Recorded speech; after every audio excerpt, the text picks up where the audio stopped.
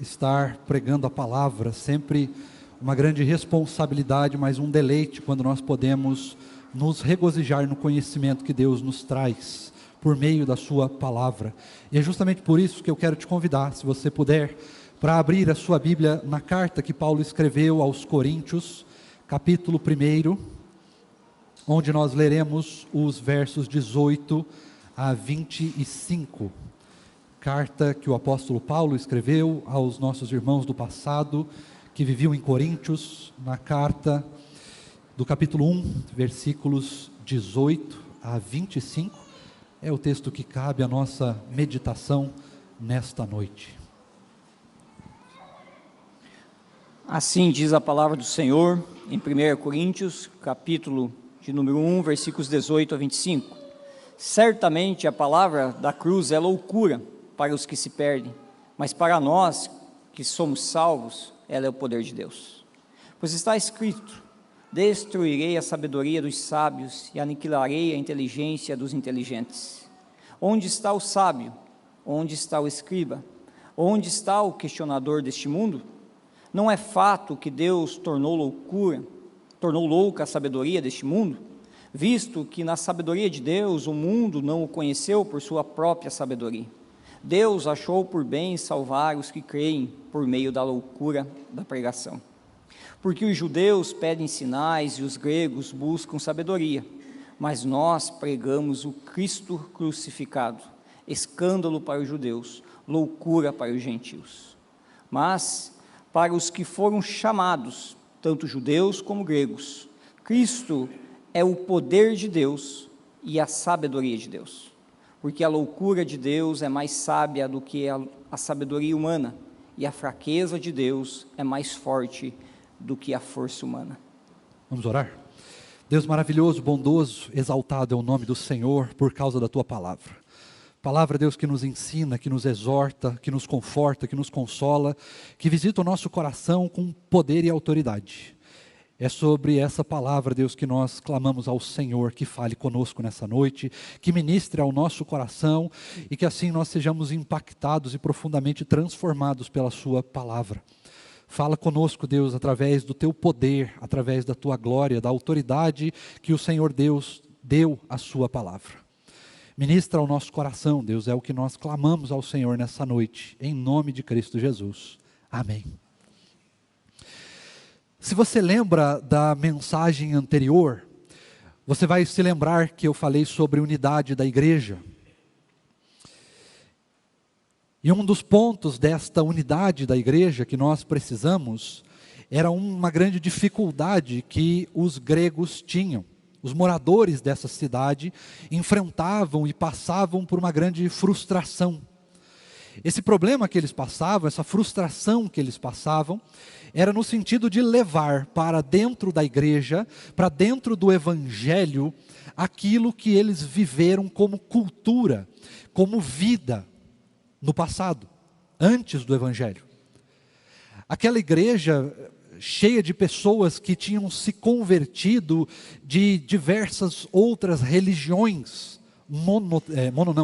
politeístas, diversas outras circunstâncias de vida, pessoas que estavam ali porque eram empresários, comerciantes, pessoas que estavam ali porque vinham de diversas linhas filosóficas, de diversas formas de pensamento, estavam dentro da igreja, mas tinham a dificuldade de abandonar esta vida pregressa, a vida do passado, a cultura que permeou toda a sua vida, enquanto elas não estavam dentro do evangelho, enquanto Cristo não havia alcançado o coração delas.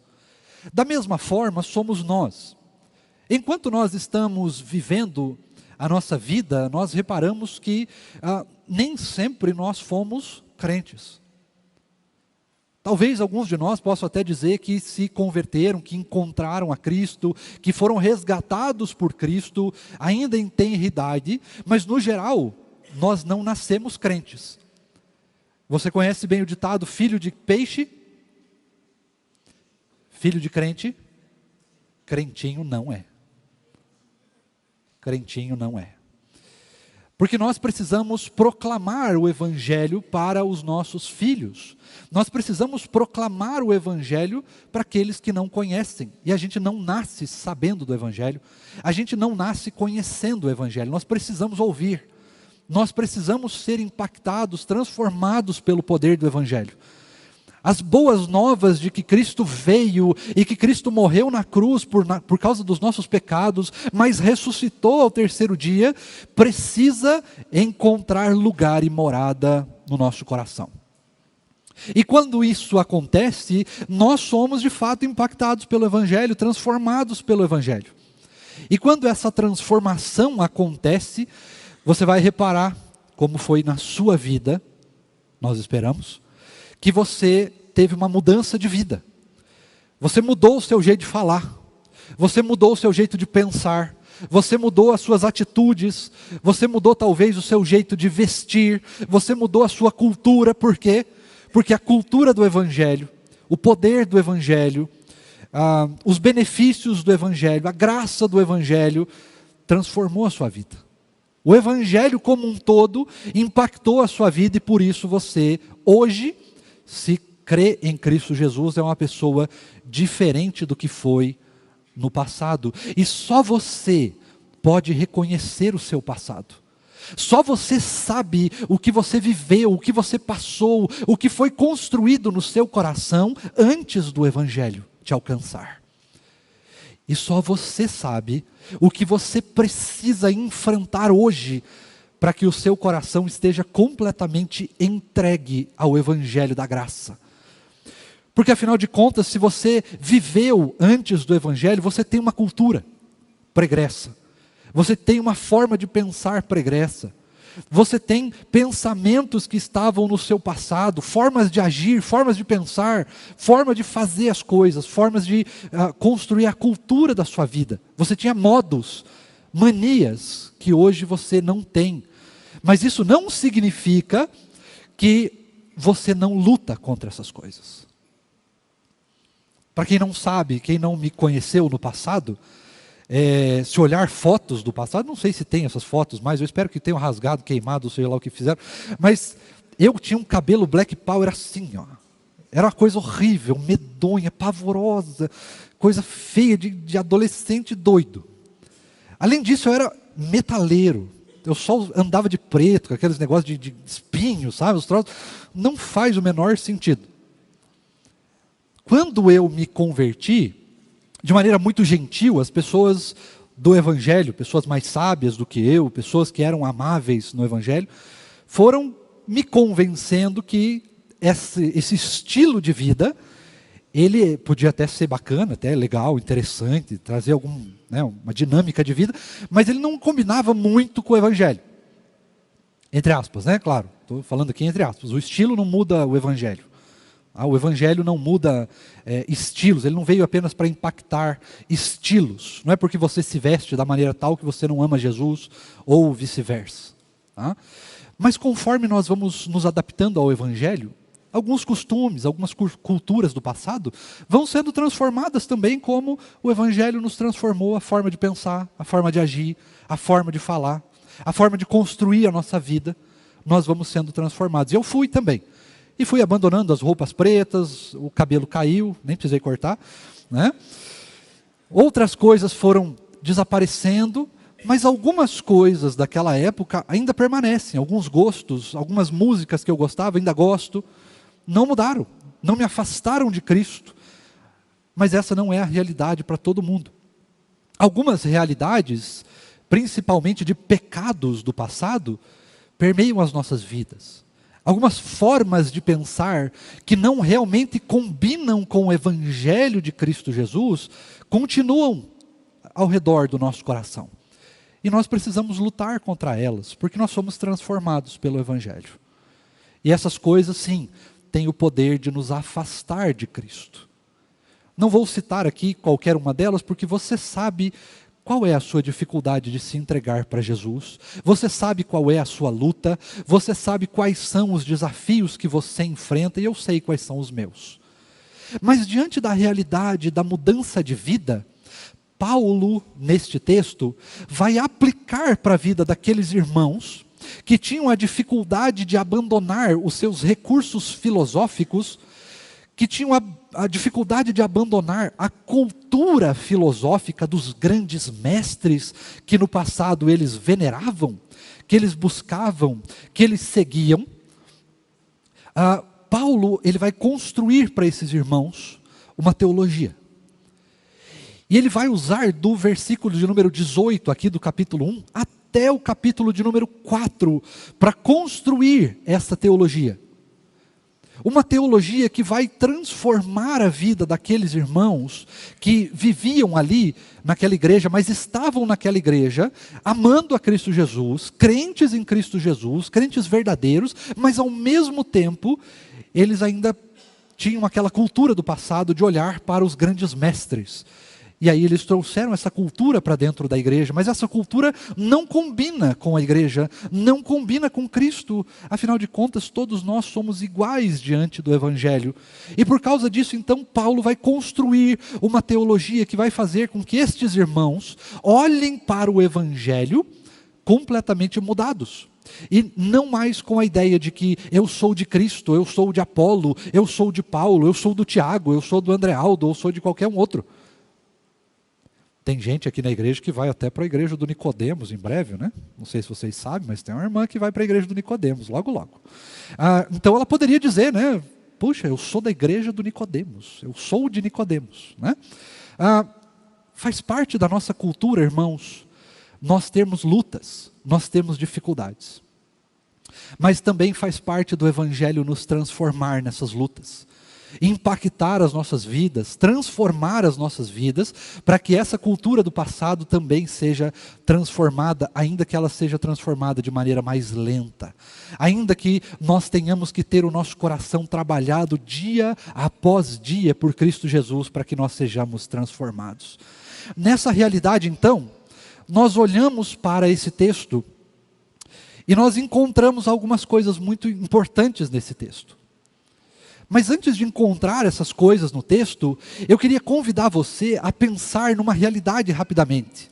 A realidade de que quando nós olhamos para esse texto, e muito provavelmente você já deve ter ouvido mensagens e pregações e escolas bíblicas falando sobre esse texto, mas falando de maneira absolutamente incorreta. No sentido de que esse texto, ele é usado como um pretexto para demonstrar para nós que o crente ele deve ser uma pessoa ignorante. Uma pessoa que não busca conhecimento. Uma pessoa que se afasta das grandes erudições da vida. O crente ele não pode estudar filosofia, Deus o livre. O crente, se estudar filosofia, ele vai se afastar de Cristo. Pelo contrário, o Evangelho é extremamente filosófico, ele nos faz pensar na vida, ele nos faz pensar na nossa realidade, ele nos faz pensar no nosso estilo de vida, nos nossos pensamentos mais profundos, ele nos impacta a vida, ou seja, ele é filosófico. É claro que o objetivo do Evangelho não é ser filosófico, mas ele também é. O Evangelho tem o objetivo de apresentar a Cristo para nós. Mas quando nós ouvimos falar de Cristo, nós questionamos a nossa vida. Nós mudamos a nossa maneira de pensar, a nossa cultura, e por isso o Evangelho ele é filosófico, ele é sociológico, ele é histórico, ele é geográfico, ele traz a questão das línguas, né? Porque o Evangelho está escrito em grego e hebraico. O Evangelho traz uma questão extremamente erudita para as nossas vidas. Portanto, o crente não deve abandonar a erudição. O crente não deve ser uma pessoa que busca a ignorância. Pelo contrário, quando nós buscamos a Cristo, nós buscamos inteligência. Nós buscamos sim um mestre. Cristo é o mestre das nossas vidas. E porque Ele é o mestre das nossas vidas, Ele está constantemente nos ensinando a respeito de todas as coisas que permeiam a nossa realidade de vida. E é justamente por isso, irmãos, que nós olhamos para esse texto e nós não encontramos um chamado para que nós possamos buscar uma vida de ignorância, de falta de conhecimento. Pelo contrário, nós buscamos o conhecimento de Deus, a erudição de Cristo, o mestrando de Cristo sobre as nossas vidas. E aqui eu queria te fazer uma pergunta e aí apresentar as lições desse texto. O que é que você está precisando buscar? O que é que nós, como crentes, como filhos de Deus, como igreja do Senhor, estamos precisando buscar em Cristo e no Evangelho? Bom, a primeira coisa que nós precisamos buscar a respeito do que esse texto nos ensina é a simplicidade do Evangelho, ou a simplicidade da palavra de Deus. Quando nós nos deparamos com essa realidade, parece algo meio contraditório, não é verdade? Porque nós olhamos para esse texto, do versículo 18 até o versículo de número 22, e nós encontramos a realidade de que a palavra da cruz, ela é loucura para aqueles que se perdem. Mas o texto não está falando sobre aqueles que se perdem ou que são salvos. O texto está falando sobre aqueles que estão no caminho da perdição e estão no caminho da salvação. Nós estamos nesses dois caminhos. Ou você já conhece a Cristo e está no caminho da salvação, ou você está, evidentemente, no caminho da perdição. Não há outro caminho que nos leve às realidades do Evangelho. O caminho é estreito, irmãos. A porta é estreita. E essa porta leva para o céu. E o caminho largo leva à perdição. Agora, quando nós nos deparamos com essa realidade do Evangelho ser simples, nós nos deparamos com algo que parece ser meio contraditório. No sentido de que, ao olharmos para o Evangelho, como que ele pode ser erudito e ao mesmo tempo simples? Porque o Evangelho, ele é simples, mas ele não é simplório. E nisso daqui, há uma diferença muito grande. Há uma realidade que precisa estar à parte do nosso coração, que precisa fazer sentido para nós. É a realidade de que sim, o Evangelho precisa ser simples. Ele precisa ser vivido de uma maneira simples, mas ele não pode ser levado a uma simploriedade do nosso coração. Nós somos chamados a desfrutar do Evangelho de Deus. Nós somos chamados a profundidade na palavra. O tempo todo nós estamos batendo na tecla e o próprio Evangelho bate na nossa tecla dizendo: bem-aventurado é o homem que não se detém no caminho dos ímpios, não anda na roda dos escarnecedores. Lembra o texto? Não se assenta na roda dos escarnecedores, né? Mas tem o seu prazer, a sua alegria está em conhecer a palavra de Deus. Nós precisamos sim conhecer a palavra. Eu ouso dizer para os irmãos que é uma afronta à pessoa de Jesus, um crente que não conhece a palavra. Agora, é fato que você não precisa saber grego, você não precisa estudar hebraico, você não precisa redescobrir o aramaico para entender o Evangelho, porque o Evangelho é simples. O Evangelho, ele trata de uma realidade, a realidade de que Deus nos criou, a sua imagem e semelhança, mas por causa dos intentos de Satanás, o homem pecou. E porque o homem pecou, toda essa natureza que Deus nos criou foi completamente corrompida. Toda a criação de Deus foi corrompida, mas Deus não foi pego de surpresa por causa disso. Pelo contrário, Ele, já sabendo desta realidade, propôs que nós fôssemos redimidos dessa realidade.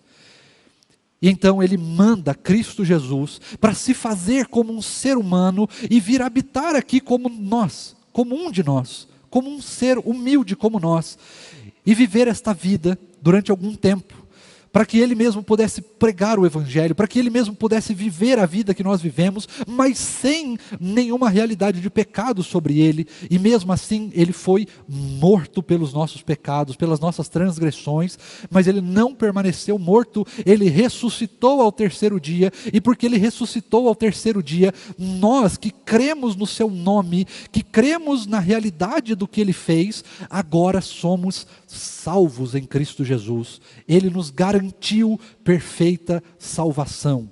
Nós fazemos parte da nova e eterna aliança de Deus, e este é o Evangelho. É a boa nova. A boa nova de que o pecado foi vencido, de que o pecado já não mais nos leva à morte, porque agora nós temos Cristo que nos leva à vida e vida em abundância. A primeira realidade é que nós percebemos que nós precisamos dessa simplicidade do Evangelho para que nós possamos pregá-lo. Nós não podemos levar o Evangelho por meio de doutrinas, mas a doutrina é extremamente importante, porque é exatamente o que Paulo está fazendo agora. A partir do momento que ele apresenta o problema da igreja, que era a questão dos muitos mestres, agora ele vai apresentar uma teologia que apresenta essa realidade do Evangelho. E ele vai consertar estes problemas que a igreja de Corinto tinha por meio de uma doutrina, por meio da proclamação do Evangelho real nas nossas vidas, Evangelho que nos transforma, que nos muda completamente quem nós somos. Agora, ao mesmo tempo, este Evangelho que para nós é o poder de Deus, para aqueles que não creem, ele é absolutamente loucura. E é loucura mesmo. Quando nós estamos diante do Evangelho, até mesmo para nós que não críamos no Evangelho e viemos a crer posteriormente, talvez você tenha enfrentado a realidade de que o Evangelho realmente é loucura. De que o Evangelho, ele é uma coisa muito doida. Como é que nós podemos ser redimidos por causa de alguém que deu a vida na cruz do Calvário, que ao mesmo tempo essa pessoa é Deus, e nós vamos nos deparando com algumas realidades do Evangelho que realmente são loucura para aqueles que não creem. Mas a partir do momento que o Evangelho faz sentido para nós, ele então, para aqueles que creem, se torna o poder de Deus. Poder que nos transformou, que nos impactou, poder que muda completamente a realidade das nossas vidas. É por esse poder que nós vivemos, é esse poder que nós pregamos com ousadia, é esse poder que nós devemos estudar, é esse poder que nós temos que aprender, é esse poder que nós temos que nos apreciar, que nós precisamos buscar, conhecer cada vez mais. Mas o Evangelho, mesmo quando nós conhecemos profundamente, continua sendo essa mesma realidade. A realidade de que Deus mandou o seu Filho para morrer em nosso lugar, sem pecado, mas ressuscitou ao terceiro dia, e porque Ele ressuscitou ao terceiro dia, nós que cremos nessa realidade, agora somos salvos, por meio da fé no Filho de Deus e na sua obra redentora. Isso é o Evangelho. Tão simples quanto isso. Mas nós gostamos de buscar coisas que não estão no Evangelho. Nós gostamos de buscar realidades que não são apresentadas no Evangelho. Porque muitas vezes o Evangelho simples não é suficiente para nós. Porque nós não estamos buscando o Evangelho simples. Nós estamos buscando outras coisas, outras realidades. Mas o convite da palavra de Deus para nós é que nós precisamos buscar a simplicidade do Evangelho e nós precisamos nos realizar na simplicidade do Evangelho. Afinal de contas, este também é um dos lemas da própria identidade da nossa igreja. Mas em segundo lugar, irmãos, se nós precisamos buscar a realidade simples do Evangelho, que também é o poder de Deus, em segundo lugar nós precisamos buscar o poder de Deus e não os sinais. Porque os sinais já foram dados. Os sinais já estão cumpridos. Os sinais já estão claros na nossa vida. Mas muitas vezes nós vamos buscar sinais. Se você olhar para a realidade do Evangelho no Brasil, e na verdade no mundo inteiro, você vai reparar que as pessoas estão atrás de sinais. Elas querem os milagres. Da mesma maneira que foi na época de Cristo Jesus, as pessoas vinham atrás dele e faziam multidões gigantescas, e elas viam os milagres que Jesus fazia, e isso não convencia ninguém. Isso não mudava a vida de ninguém. Isso não trazia impacto real de vida. Trazia um impacto aos olhos, trazia um impacto visual, trazia uma situação de vislumbre, né, de deslumbrância. mas não trazia mudança de vida. E o que o Evangelho prega para nós é um sinal de mudança de vida. O Evangelho transforma a nossa vida. Esse é o único sinal que a gente busca. Uma mudança completa, uma mudança radical de vida, de pensamento, de palavra, de ações, de cultura, de estilo de vida. Porque o Evangelho transforma completamente a nossa vida, e este é o sinal que nós buscamos. Este é o sinal que realmente faz alguma diferença na nossa vida. Mas isso não quer dizer que Deus não faz milagres. Isso não quer dizer de maneira nenhuma que Deus não faz outros tipos de sinais. O que eu estou dizendo é que nós não precisamos buscar sinais. O Senhor vai fazer. O Senhor vai fazer. Mas tem um sinal que a gente tem que buscar. Este sinal é o sinal da transformação do Evangelho. Este sinal, sim, a gente tem que buscar. Mas os outros sinais, o Senhor simplesmente vai fazer, porque Ele é bom, porque Ele é gracioso, porque Ele é bondoso. Ele vai fazer sinais, Ele vai fazer milagres. Ele é bom. Mas o sinal que nós temos que buscar, e o sinal que nós temos que apresentar quando nós pregamos o Evangelho, é o sinal da transformação de vida. É o sinal da transformação da realidade na nossa vida. Nós demonstramos para as outras pessoas que não conhecem o Senhor Jesus que a nossa vida mudou, que nós não vivemos mais a mesma realidade, que nós não somos mais os mesmos, porque o Evangelho, o sinal do Evangelho nos transformou, nos mudou. A partir do momento que nós conhecemos a Cristo, nós fomos completamente transformados. E é essa realidade que nós devemos também buscar. O sinal da transformação do Evangelho é o sinal que todos nós deveríamos buscar. Agora olhe para o texto, versículo de número 23 traz duas realidades para a gente. Os judeus buscam sinais, os gregos buscam sofia, que é sabedoria aqui. Tá? Quando nós olhamos para essa realidade, é esquisito, não é verdade? Como é que os judeus buscavam sinais, se o que mais eles tiveram na vida deles, desde que o mundo é mundo, foi sinais? Ou foram sinais? Antes que algum professor de português me corrija. Foram sinais. Olhe para o Antigo Testamento e quantos são os sinais que eles viram. Quantos são os sinais que acompanharam o povo de Deus durante toda a sua trajetória, até que Cristo veio. E quando Cristo veio, no Evangelho de João está registrado que o Filho do Homem fez muitas coisas, e outras não estão registradas nesse livro, porque não caberiam em todos os livros da terra. Qual o sinal que eles estavam buscando? É simples, os sinais dos seus próprios interesses. Quando nós buscamos a Cristo, irmãos, quando nós apresentamos a Cristo, nós precisamos tomar cuidado para que a nossa pregação não seja uma pregação de satisfação momentânea, de satisfação dos nossos interesses e desejos.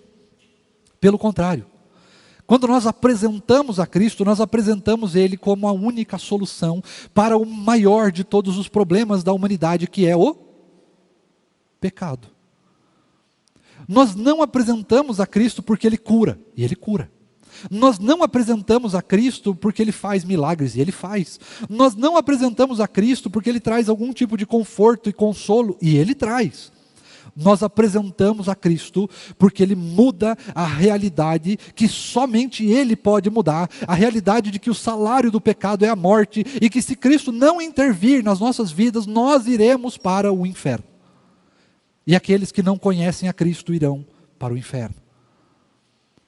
Esta realidade que Cristo veio transformar, é esse sinal que Cristo veio apresentar, é isso que Cristo veio transformar nas nossas vidas. E este sinal, na cruz do Calvário, já está consumado. Mas os judeus buscavam, irmãos, os seus próprios interesses. O interesse de que a ao participar do Evangelho, ao conhecer, ao vir o Messias, a realidade política deles ia ser transformada. A realidade econômica deles ia ser transformada. A realidade social deles ia ser transformada.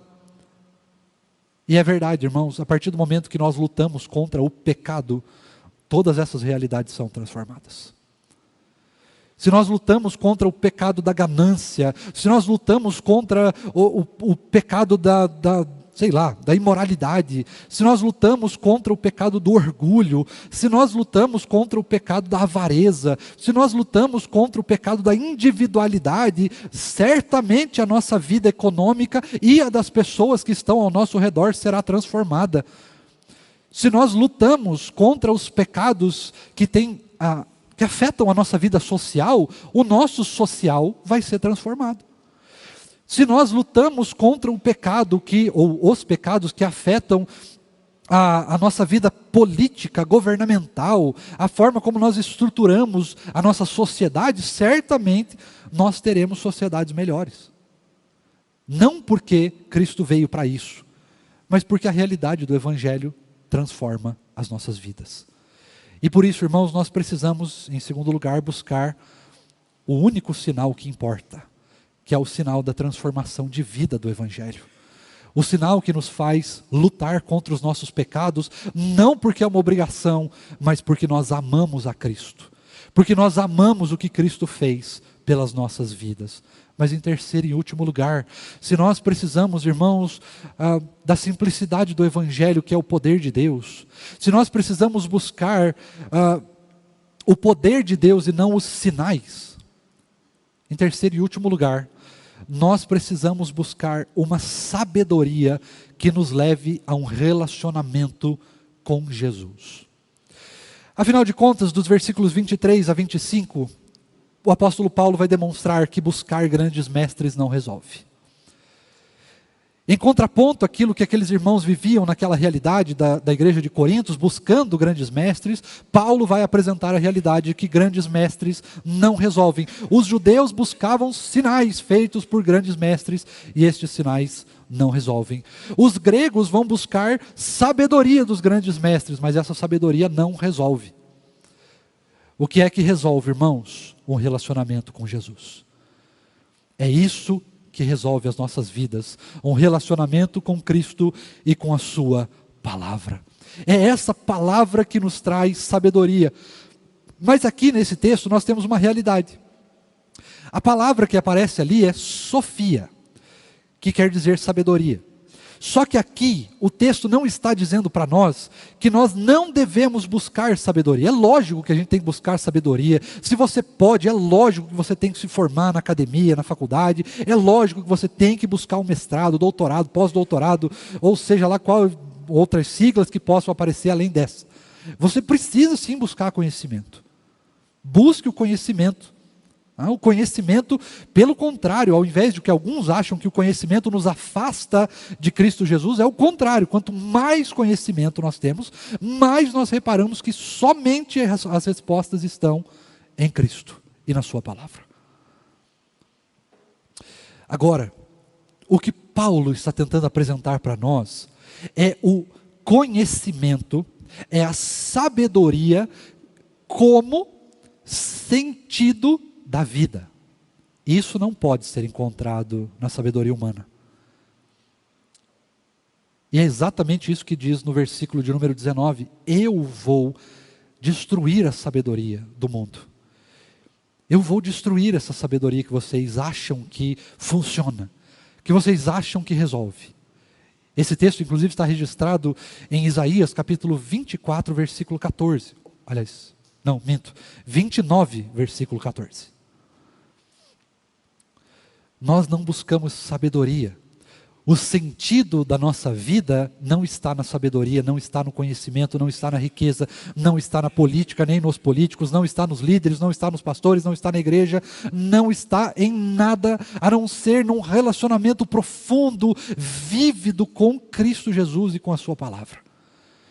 Nós buscamos sabedoria, sim.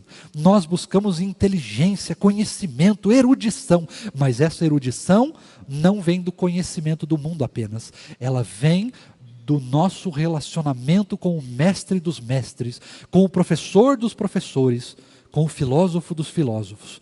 Ela vem de Cristo Jesus e da sua palavra. Afinal de contas, enquanto nós conhecemos a palavra de Cristo, nós estamos nos relacionando com a palavra da verdade. O conhecimento que nós temos em Cristo é o conhecimento que realmente liberta. Nós conhecemos a palavra e a palavra nos liberta porque ela é a única verdade que convém que nós conheçamos. Agora, existem outros conhecimentos que a gente tem que buscar. Você não se torna um PhD em economia estudando a palavra. Mas você não se torna alguém que conhece a verdadeira economia se você não conhece também o Evangelho. Se você estudar tudo que existe sobre economia, sobre política, ciências sociais, filosofia, sociologia ou qualquer outro tema que você possa colocar, se você estudar tudo, ainda assim você não sabe de nada.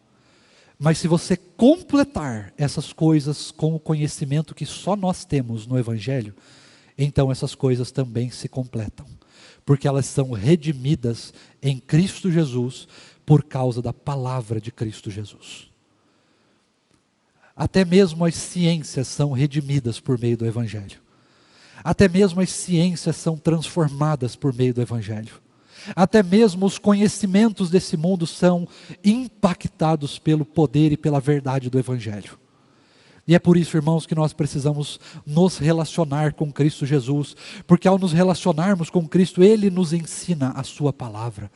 Ele nos traz a sabedoria da palavra, Ele nos traz entendimento da vida, Ele nos traz entendimento do pecado, Ele nos traz entendimento das ciências, Ele nos traz entendimento da realidade que a nossa vida enfrenta, Ele nos traz entendimento sobre o sofrimento, Ele nos traz entendimento sobre a criação de filhos, Ele nos traz conhecimento e entendimento sobre a nossa vida particular, sobre casamento, sobre família, sobre tudo. Porque quando nós conhecemos o Evangelho, quando nós estamos caminhando com Cristo Jesus, toda a realidade na nossa vida é transformada. Não existe nada na nossa vida que não seja impactado por Cristo. Toda a realidade da nossa vida é impactada pelo Senhor Jesus. E por isso, irmãos, nós precisamos buscar a simplicidade do Evangelho, pôr em prática o Evangelho nas nossas vidas, sem medo. Porque o Evangelho não é loucura, ele é o poder de Deus. Nós precisamos buscar o poder de Deus nas nossas vidas. O sinal de transformação de vida que o Evangelho nos traz. E nós então precisamos buscar um relacionamento com Cristo e com a sua palavra, para que assim possamos cada dia sermos impactados e transformados pelo poder e pela transformação que o Evangelho causa em todas as áreas e em todas as realidades da nossa vida. Versículo de número 25, para encerrar. Quando você olha para o versículo 25, é uma coisa meio contraditória, é uma palavra meio difícil de engolir, né? A fraqueza de Deus. Mas Deus não tem fraquezas, e não tem mesmo. O que Paulo está fazendo aqui é uma espécie de sátira. Ele está usando de uma forma de linguagem para demonstrar o seguinte: a fraqueza que nós olhamos, quando olhamos para Deus, de ter mandado o seu Filho, de ter se feito como um de nós, o Deus Todo-Poderoso que habita no trono, que conhece as estrelas pelo nome, se fez como um mortal. Isso era uma coisa assim escandalosa, mas absolutamente escandalosa, tanto para os gregos quanto para os judeus, mas é escandalosa para qualquer pessoa. Cristo veio como um de nós, e Ele morreu na cruz do Calvário, mas Ele ressuscitou ao terceiro dia. Imagine o Senhor Deus tendo que passar pela morte, pela situação mais humilhante de todas. E a situação mais humilhante de todas que Deus passou, é força, é vitória, é poder, é autoridade. Ele venceu a morte, Ele venceu o pecado, Ele venceu toda essa realidade. E quando nós olhamos para isso, nós percebemos o seguinte: quando nós olhamos para Deus, nós não vemos fraqueza, nós vemos força, nós vemos poder, nós vemos autoridade, nós vemos vitória. Quando nós olhamos para a sabedoria humana, nós reparamos que sempre tem alguma coisa a mais, não tem? Toda hora tem que revisar o modelo, toda hora tem que mexer nas coisas, porque o conhecimento muda. Até ontem, comer ovo fazia mal, hoje já não faz mais, mas amanhã vai fazer de novo. Porque ninguém sabe do que está falando. Nós estamos pesquisando, nós estamos buscando respostas. Por que nós estamos buscando tantas respostas? Porque nós não conseguimos encontrar satisfação na resposta que já foi dada. Nós já temos solução, nós já temos resposta, nós já temos tudo o que a gente precisa, nós já temos Cristo. Nós não precisamos de nada mais do que Cristo. E tudo que nós conseguimos além de Cristo é por causa da graça dele, é por causa do seu poder, é por causa da sua palavra, é por causa do seu relacionamento conosco, é por causa do que ele fez na cruz do Calvário. Tudo que ele faz por nós é maravilhoso demais, é grande demais, é extraordinário demais. E muitas vezes a nossa mente não consegue compreender, a não ser que nós creiamos no que ele fez, nos entreguemos a ele e tenhamos um relacionamento com ele. Assim, nós seremos instruídos por ele, pelo seu amor, graça e pela sua palavra. Agora, eu preciso te dizer, se você está buscando Jesus na faculdade, no conhecimento, se você está buscando Jesus não, se você está buscando solução para a sua vida, na faculdade, no conhecimento, se você está buscando solução para a sua vida, na economia, no dinheiro, nas riquezas, na estrutura de vida, nos bens materiais, no casamento, nos filhos, nos bens imateriais, na política, nos políticos, na filosofia, eu preciso dizer que você vai fracassar. Porque nisso você nunca vai encontrar satisfação verdadeira. Irmãos, nós só encontramos satisfação verdadeira. Nós só encontramos a completude final da nossa vida em Jesus. E é isso que nós devemos buscar. O Evangelho, o poder de Deus e o relacionamento com Jesus e com a sua palavra. Busque por essa realidade e certamente você será uma pessoa que será satisfeita, não pelo que você tem, não pelo que você é, não pelo que você pode alcançar, mas por causa de Cristo Jesus e da sua palavra.